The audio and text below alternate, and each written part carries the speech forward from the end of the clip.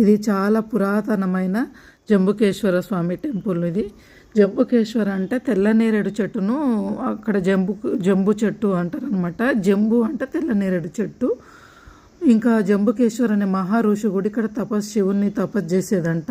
ఒకసారి ఆయనకు డైరెక్ట్గా శివుణ్ణి పూజ చేయాలని కోరిక కలిగిందంట. అప్పుడు శివుడు అడిగితే, నేను మిమ్మల్ని ఇట్లా చేయాలంటే జంబు వృక్షంగా నువ్వు ఇక్కడ ఉండు, నేను ఇక్కడ వెలుస్తా అని శివుడు చెప్పిండు అని అంటారు. ఇంకా ఏనుగు కూడా రోజు నీళ్ళు తెచ్చి అక్కడ శివుని అభిషేకం చేసి పూజ చేసేదంట.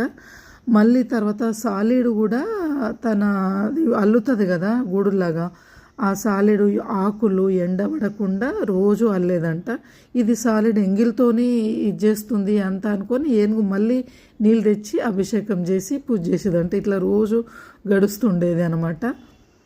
అందుకనే ఇక్కడ సాలీడును ఏనుగును జంబుకేశ్వర ఋషిని ఆ తెల్లనేరేడు చెట్టును ఇక్కడ చూపిస్తున్నారు, పెట్టిండ్రు.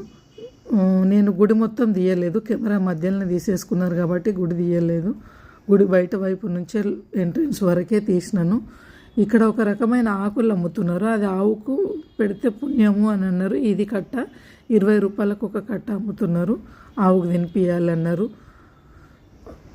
తర్వాత ఇక్కడ ఒక రకమైన అది ఆకులు అమ్ముతున్నారు, ఇది కూర వండుకోవచ్చు అని చెప్పిండ్రు.